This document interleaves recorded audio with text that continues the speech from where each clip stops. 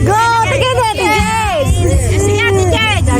Hi, ako nga pala si Yay, dating OFW na taga Cebu. Ngayon ay naninirahan na sa probinsya ng Luzon. Lumipat lang ako ng bahay pero sa probinsya pa rin ako nakatira. Isang ina na may munting pangarap para sa aking pamilya. Tara, samahan niyo ako sa kwento ng aking buhay. Gandang araw mga ka-blessings!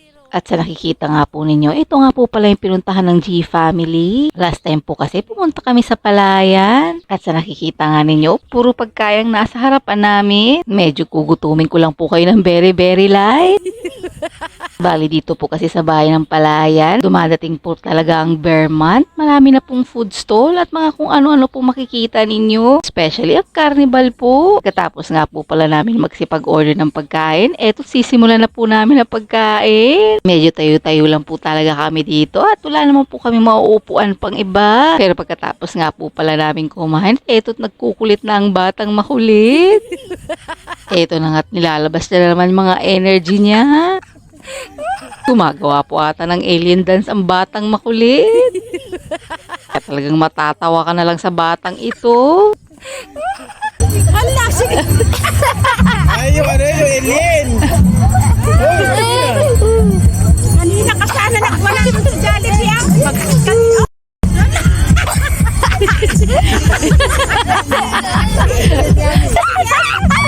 Go! Tignan natin, Jade! Si Ate Jade! Ice cream yummy! Go na! You will not dance. You will not dance. Eh, wala Ate Jade! Go na!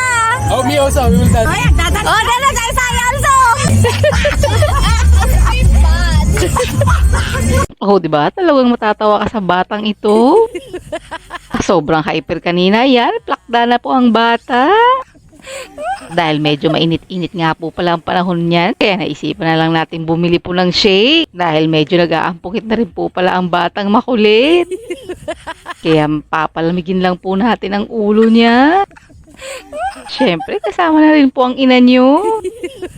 Gusto-busin na natin at kadami naman pong food stall na naandi dito. Eto na nga, tumayo na rin po kami at pumunta sa carnival. Paano ba naman kasi nawala na po ang ampungit ng batang makulit. Bali, nauna po kasi sila Ate Jade na pumunta dito at maayaw po kasi kanina ang batang makulit.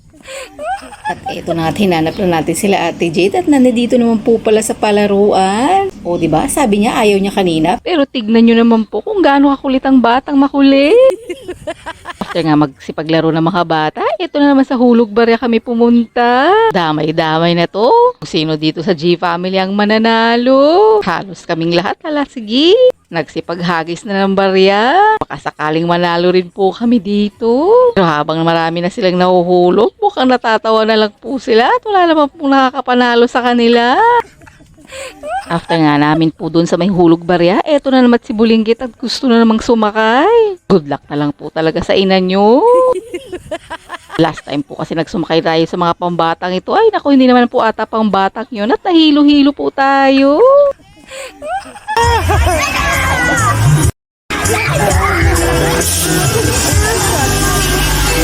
Ate Jade!